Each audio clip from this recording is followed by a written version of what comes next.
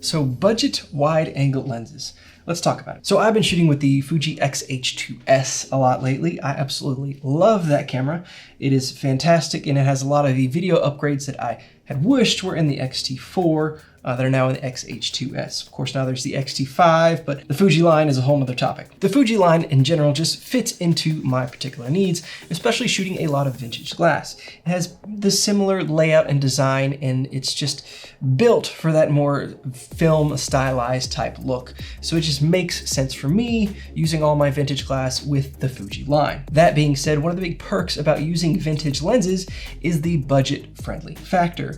I have an entire drawer over there full of different variations of 50mm lenses. I have 50mm 1.5s, 0.4s, 0.8s, 2.0s, 2.4s, 2.8s, all different versions, all different brands, Minolta, Nikon, Canon, Fuji, Nocton, I have Voigtlander, I have a wide variety of 50mm lenses, which is great, but there aren't a lot of options when it comes to wide angle vintage glass. So let me clarify what I mean by that. Obviously, if I hopped onto eBay, I could easily search in and find any wide angle vintage lens that I wanted to. So at least for me personally, it is much more difficult to find those wide angle lenses in my local marketplace and thrift stores, etc., and even less common to find fast wide angle lenses. Well, why is that? If we think about it, when shooting film, you were never really shooting wide open, and that's really not even how you should be shooting today. Shooting wide open at f1.4, you should be stopped down. But with film, more so, because you were limited on your shutter speed. Of course, adding NDs and shooting low ISO films and stuff, yes, you compensate for that. But in general, if you're shooting ISO 400 or up, you're gonna be shooting at a very high f-stop depending on the time of day and situations. For me in sunny South Florida, again, I'm shooting at f8, f11 if I'm shooting a 400 speed film. So there really wasn't a need for fast wide angle lenses. Also, it just was not as popular. 50mm is kind of the standard and closest to what your eye visually sees. But so that was kind of the go-to, that was the primary, the most sought after lens. And so that's kind of what most people stuck with. Again, I'm sure somebody's gonna have something different to say because that's just how it always is. But needless to say, from my understanding, and generally, depending on how far back you go, that is the case. Because of that, I don't really have any budget wide angle lenses. And personally, I really like to shoot wide. I've always shot at around a 24 to a 35. I feel like that forces you to compose your image a little bit differently and take into consideration more of the background. You can't just shoot it wide open at 1.4 and blow out your subject no matter where you are and make it work. Because of that wide angle lenses, you really have to force either closer or further back and take a lot into consideration when it comes to your foreground and background around your subject. And I really like having that extra information in there. So I really haven't been shooting a lot of wide angle stuff. And I really wanted to get something that was budget friendly for wide and also something that was fast in case I wanted to shoot in low light or at night. So when it comes to vintage glass, you could spend a few $100s shopping around trying to find something that fits that. There are a few exceptions, but for the most part, it's pretty pricey. I mean, I have a few Nikkor lenses that are 24 to 28mm lenses, and they are f2.8 to f3s, I think, and they go for several $100s on eBay. So even those aren't exactly budget friendly.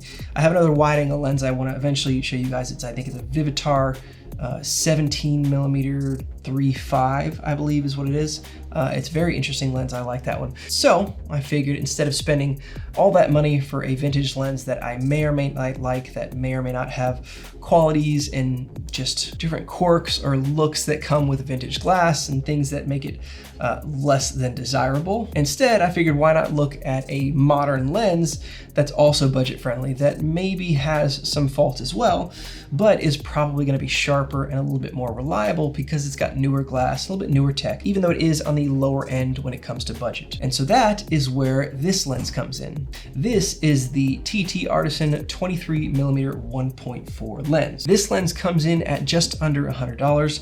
It's a small compact lens, and there are some pros and cons to this lens, and I'm really torn on how I feel about this because I really wanted to like it, and I kind of do, but there are some things that you really need to be aware of with this lens. So first and foremost, let me just remind you that this is a budget lens. At about $100, it's definitely got some things you're gonna sacrifice on, but at that price point, it's kind of expected. This is, of course, a Fuji mounted lens. It is a 23-1.4, so it comes in at about a 35-ish it is manual focus. Not a big deal for me. I mean, I shoot with a lot of vintage glass, so that's pretty much what I'm used to shooting anyways. And plus, being a budget lens, I expect kind of things like that to be a part of just how it is. Other things, this lens reminds me of a different vintage lens that I did a review on recently. I'll link that up below. It's the Damiplan, I think it's 50mm 2.8, I believe. I'm probably wrong, but I think it's something around that.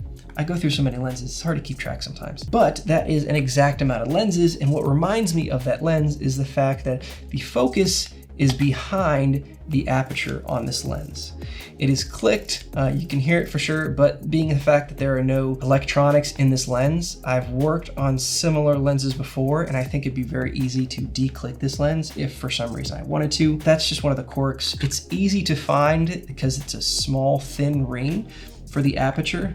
So interesting quirk about it. That layout, again, not a huge deal. So the interesting thing about this lens for me that really is unique to any of my lenses, I don't have any other lenses that have this feature, is the front element of this lens. The front element of this lens is slightly concave, meaning that it drops inwards. Of course, any lens you've probably ever seen has been convex, where it kind of bulges on that front element. And so that really changes how it takes in light into this.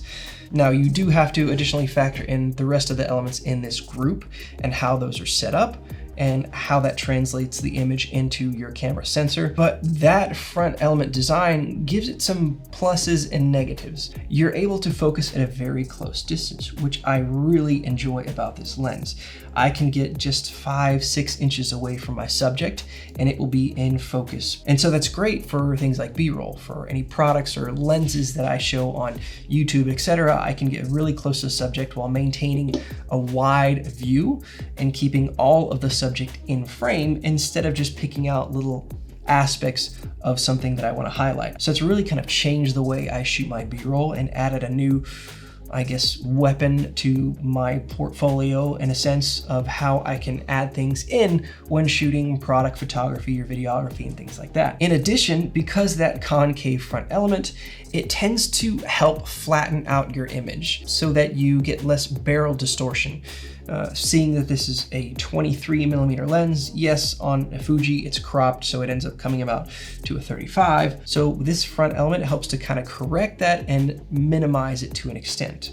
Now here comes the downsides of this front element. So first off, you're going to get a little bit of vignetting when you're shooting at your lower f-stops, especially wide open. As you stop down, it gets better, but there is a little bit of vignetting around the corners. It's fairly easy to fix in post, but just so you're aware, there is that issue. Another thing is you'll get some color fringing as you shoot wide open, a little bit of that purplish tint around your corners of your sharpness when you're shooting at 1.4. Again, as you stop down, it gets better. So those are kind of some downsides that I wasn't really super excited about. I don't always shoot wide open, believe it or not, but when I do shoot wide open, I don't expect things to be tack sharp. However, I don't like discoloration. Sometimes it's a good effect, or you need to shoot wide open, especially in low light type things.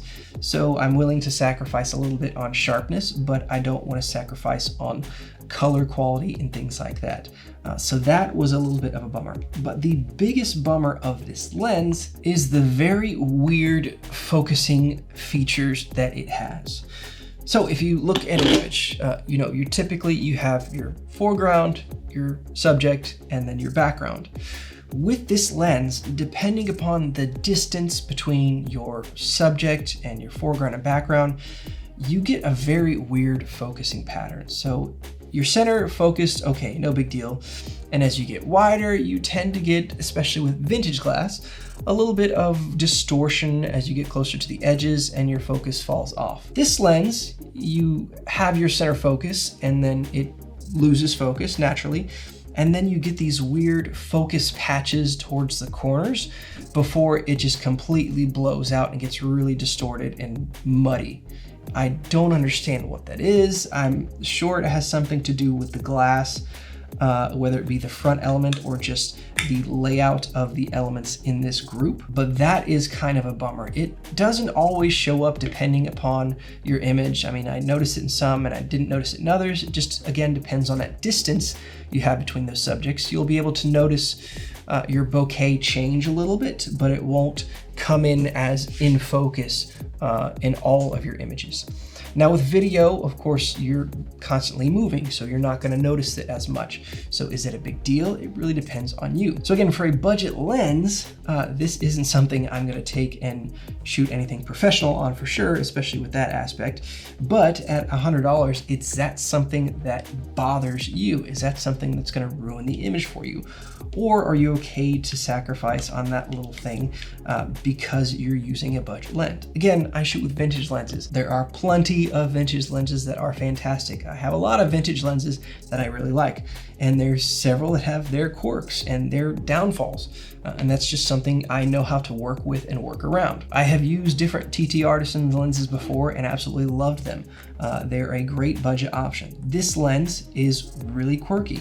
I like shooting it because I have that very close minimum focusing distance. I really wanted to be able to come on here and just highly recommend this lens just right out of the gate because it's a budget-friendly TTArtison 23mm. So because of that, I have to issue it with a disclaimer. Is it a decent budget wide-angle lens coming in at 23mm 1.4 under $100? Yes. Again, if you're okay with those few hiccups, this is a great lens with some awesome features. Like I said, that minimum focusing distance. Yes, I have macro lenses and I can use macro lenses, but again, this just has a different look because of that. It's still a decently sharp lens once you stop down 1, 2, 3 stops. So that's great. And it's got good color. It's nice and crisp. The bokeh is pleasant. But again, you have to know the pros and cons, the weaknesses and advantages of your gear. And so I wanted to let you guys know what I thought about this lens. I will still keep using it. And if you're looking for something like this, check it out, the TTArtison 23mm 1.4. If you have any questions on this lens, the Fuji X-H2S, any Fuji gear or vintage film cameras, be sure to leave those in the comments and I will make sure I answer those. I have a lot more wide angle telephoto lenses that I plan on covering here soon, as well as different stuff when it comes to film labs, film cameras, all kinds of things in the works. So I will see you next time.